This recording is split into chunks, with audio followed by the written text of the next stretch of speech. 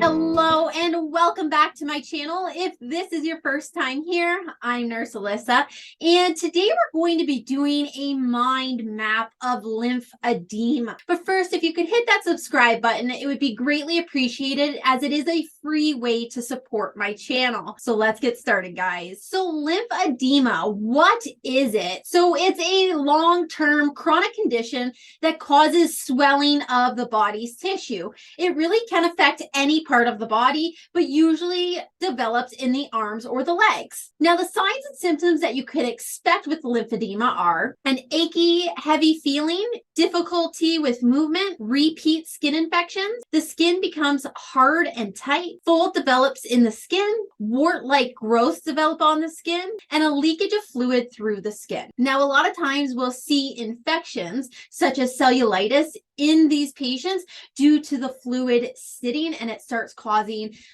skin infections. So I see this a lot in patients who have lymphedema that's affecting their legs. Next, we have the causes. So what causes lymphedema? So there's a problem with the lymphatic system. The fluid's not flowing properly. Something's going on here. So we have primary lymphedema and secondary lymphedema. So primary lymphedema is caused by faulty genes affecting the development of the lymphatic system.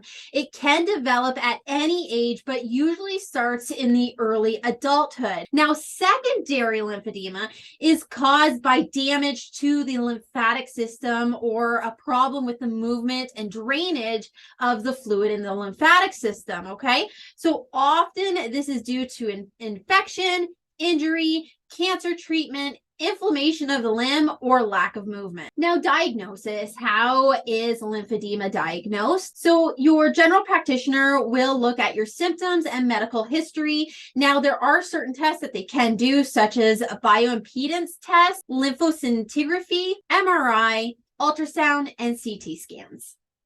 Now, let's have a look at treatment. So how are we going to treat lymphedema? Because we can't cure it. It's not something that can be cured, but there is things that we can do to treat it and help. So decongestive lymphatic therapy, okay? So there are 4 components to this. So compression bandage and garment, skin care, exercising. So we want them to move their muscles. They need to move their muscles because that's what helps move our lymphatic system, okay? So our circulatory system has a pump on it, which is our heart. Our lymphatic system is very similar to our circulatory system, but it doesn't have a pump, okay? So our muscles, when we move our muscles, that's what actually helps move our lymphatic system. So we do want these patients to move more. And then there's also massage techniques that aim to manually drain the lymphatic system. So I hope this mind map was very helpful to you. Now, if you're looking to print all of my mind maps off, I do have them on my Etsy store, and I will link it below and at the end. I'll have the link there so you can just click on it and print them out. This is honestly what got me through nursing school. These mind maps are an awesome way to review, especially when you're going to write your NCLEX exam.